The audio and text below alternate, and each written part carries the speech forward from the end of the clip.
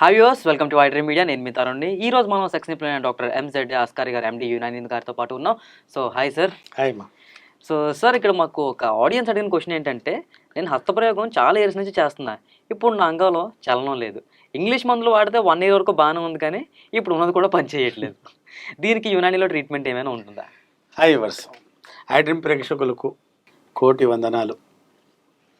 మాకు అమితంగా ఆదరించే ప్రేక్షకులకు, ఎన్నో సంవత్సరాల నుంచి మాకు వింటున్న, మీలో ఒకరిగా భావిస్తున్న మాకు మీకు చాలా రుణపడి ఉంటామండి. ఈ సెక్స్ సమస్యలు మగవాళ్ళలో చాలా చిన్న. ఇప్పుడు ఒకప్పుడైతే నా దగ్గర మిడిల్ ఏజ్ వచ్చేవాళ్ళు, ఓల్డ్ ఏజ్ వచ్చేవాళ్ళు. ఇప్పుడు చిన్న వయసు వాళ్ళు. ఇప్పుడు నా ఓపీడీలో 16 సంవత్సరాల కుర్రోడు కూడా ఉంటున్నాడు. అయ్యో, మా దగ్గర 8th 9th పిల్లవాళ్ళు కూడా హస్పిటల్ చేసుకుంటారు, అమ్మనాలు పట్టుకొస్తున్నారు కౌన్సిలింగ్ కోసం. ఏకాంతంలో ఇది చూస్తున్నారు. ఇది దుకాణం, దీంట్లో బూత్ దుకాణం, ఇవన్నీ ఉన్నాయి దీంట్లో. చూసుకోవడానికి, కొట్టుకోవడానికి అన్ని సౌలభ్యాలు దీంట్లో ఉన్నాయి, అన్నీ అందుబాటులో ఉన్నాయి. అయితే ఇప్పుడు తను అడిగాడు కదా సార్, ఇప్పుడు నాకు అంగంలో బాగా గట్టితనం ఉండేది, కానీ 1 year నుంచి కొన్ని మందులు వాడుకుంటున్నాను, వాడుకున్నంతసేపు బాగానే ఉండేది, ఇప్పుడు అది కూడా పని చేయట్లేదు. పాటల దగ్గరికి వెళ్తే గట్టితనం లేదు, అంగంలో చనం లేదు. తను ఒక్కడిదే కాదు ఈ బాధ. మా దగ్గర ఇక్కడ కూర్చుంటారు చూడండి, డైలీ వచ్చి వాళ్ళ గురించి తెలుసుకుంటే డైలీ 100-200 మంది ఇట్లా కూర్చుంటారు. సార్, నేను మందులు వాడుకున్నాను, ఇప్పుడు ఒకప్పుడు బాగానే ఉండేది, అంగం బాగా లేసేది, ఇప్పుడు ఆ మందులు వాడుకోవడంలో ఉన్న మగతనం పోయింది. కొండనాలకి మందు పెడితే ఉన్న నరక రాలిందంట.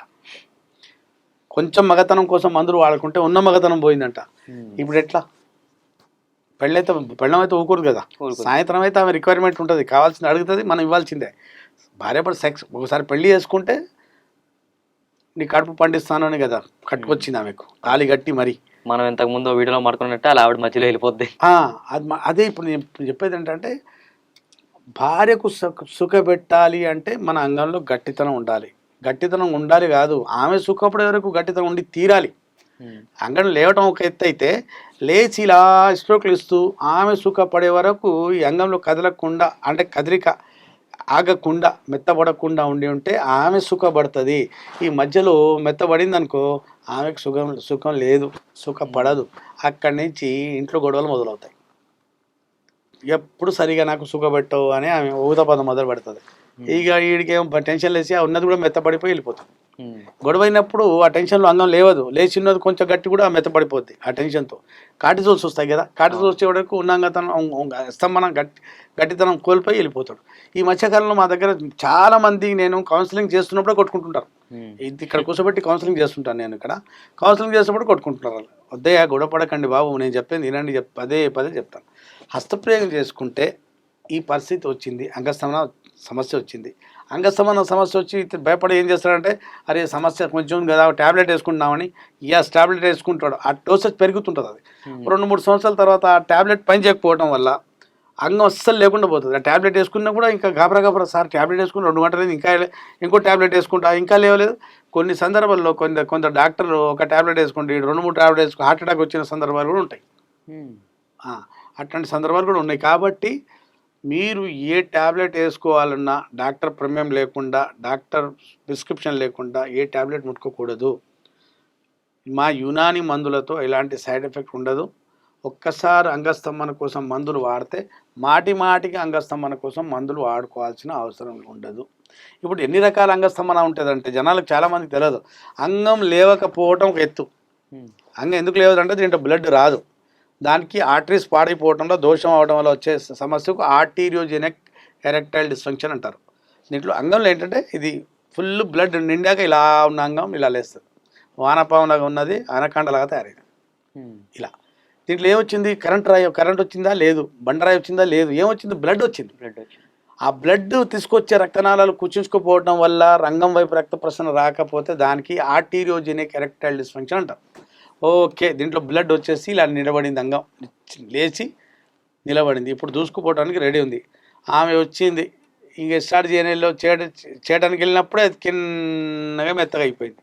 ఇక్కడ ఏమైంది? మళ్ళీ ఇక్కడ దీంట్లో ఉన్న బ్లడ్ ఆగట్లేదు, మన వెనకకి బాడీలో వెళ్ళిపోయింది. అది దానికి వీనోజెనిక్ ఈడీ అంటారు. వెయిన్స్ పాడైపోవడం వల్ల ఇక్కడ లాకింగ్ సిస్టమ్ పాడైపోతే వీనోజెనిక్. రెండోది అది.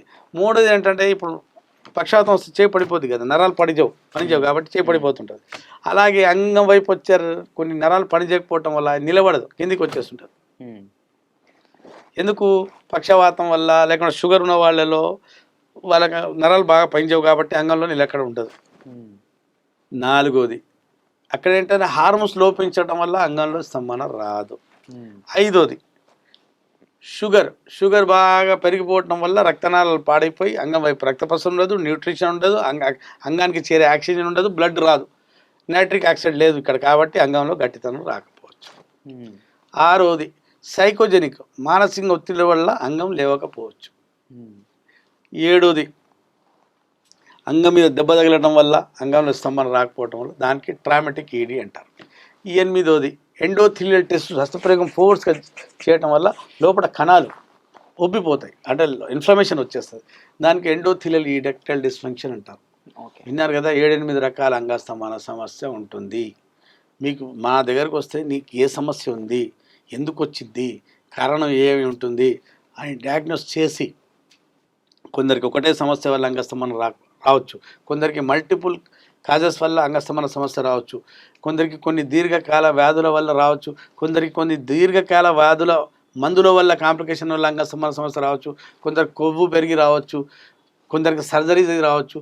కాబట్టి ఏ కారణం వల్ల మీకు అంగస్తంభన సమస్య వచ్చింది మేము చూసి దానికి ట్రీట్మెంట్ ఇస్తే శాశ్వతంగా బయటపడతావు. అలాగే ఇప్పుడు కొన్ని ట్యాబ్లెట్స్ వాడుకొని నాకు రెసిస్టెంట్ అయిపోయి నేను అంగస్తంభన లేదు అంటున్నారు కదా, అట్లాంటి వాళ్ళకు కూడా మీరు వాడుకున్న మందులన్నీ రెసిస్టెంట్ అయిపోయినా మా దగ్గర కొంచెం టైం పడుతుంది, కానీ వాళ్ళు కూడా పూర్తిగా అంగంలో గట్టితనం వచ్చి సెక్స్లో రాణించేంత సత్తా వస్తుంది. మీలో అంగస్తంభన సమస్య వచ్చినా, కాన్ఫిడెన్స్ తగ్గినా, హార్మోన్స్ తగ్గినా, అంగం సైజ్ పాడైపోయినా, గట్టితనం తగ్గినా, యవ్వనం మొత్తం పోయినా మళ్ళీ తిరిగి ఆ సైజ్ వస్తుంది, ఆ టైమింగ్ వస్తుంది, ఆ పవర్ వస్తుంది, ఆ కాన్ఫిడెన్స్ వస్తుంది. మీరు కూడా బెడ్ మీద రాణించవచ్చు. విన్నారు కదండి. మీలో ఇట్లాంటి సమస్య ఎవరికైనా ఉండి ఉంటే మీరు వరల్డ్ వైడ్ ఎక్కడున్నా నాకు సంప్రదించండి. ఈ ఫోన్ నెంబర్కు నా పెయిడ్ కన్సల్టేషన్ తీసుకుని నాతో మాట్లాడి మీరు మందులు తెప్పించుకోవచ్చు, లేదా వచ్చే మీకు సౌకర్యం ఉంటే నాతో కలిసి ట్రీట్మెంట్ తీసుకోవచ్చు. అప్పటి వరకు సరే. Thank you sir. And for more videos, Please subscribe to iDream. Please subscribe to iDream. Please subscribe iDream. And please subscribe to iDream. For more videos, subscribe to iDream. please like, share and subscribe to the channel. Congratulations, iDream. Subscribe to iDream. Subscribe to iDream. So subscribe to iDream Media. iDream ki iDream team andarki huge congratulations. Please subscribe iDream Media. Please subscribe to iDream. Subscribe iDream. Please subscribe to iDream.